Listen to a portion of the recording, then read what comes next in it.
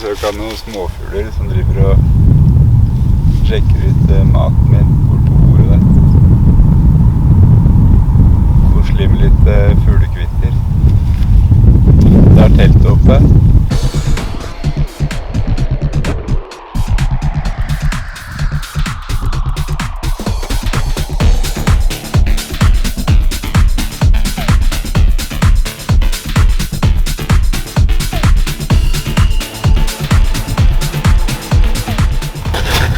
Lage litt mat i dag også. Trangia.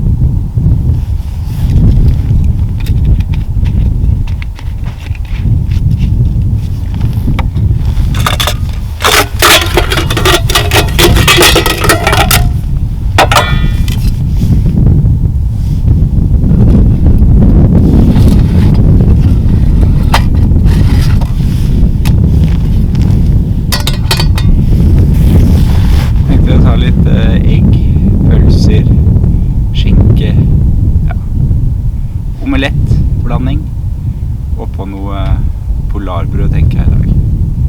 Det gjør nok susen.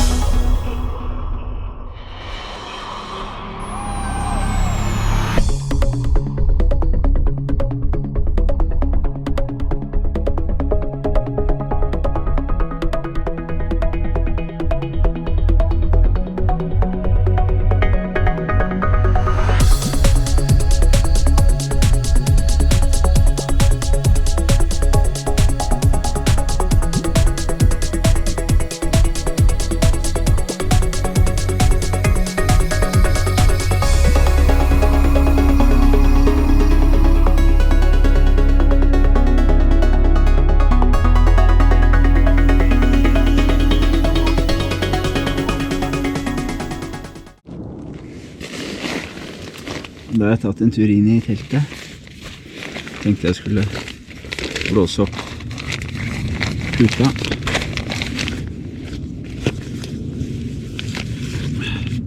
Hitori Haik. Og så er det med et sånt mykt trekk til å ha utenpå. Da er det bare å dytte puta inn i trekket her. Så er det lurt å ta ventilen ned.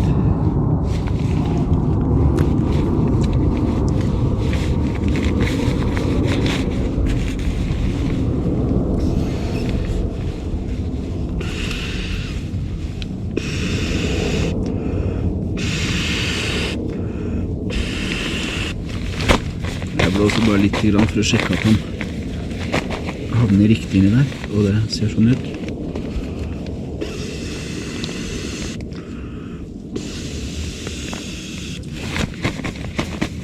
Du velger jo selv hvor hard du vil ha den, med hvor mye luft du blåser inn.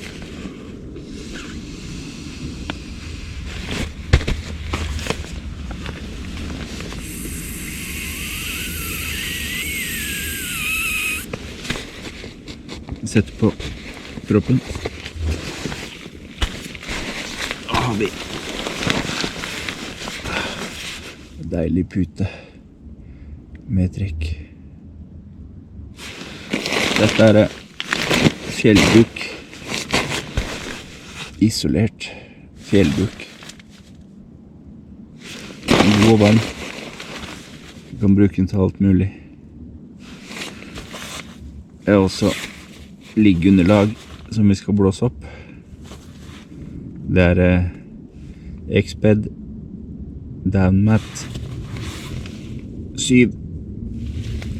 Det er digg.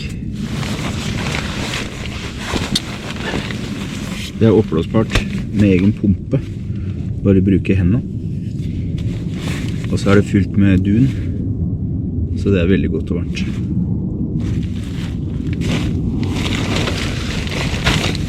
Det er ganske romslig inni teltet her. Det er et tomannstelt, men det er perfekt for en Thomas. Henge opp litt lys og sånn, bare det blir litt mørkere. Det blir enda mer koselig her.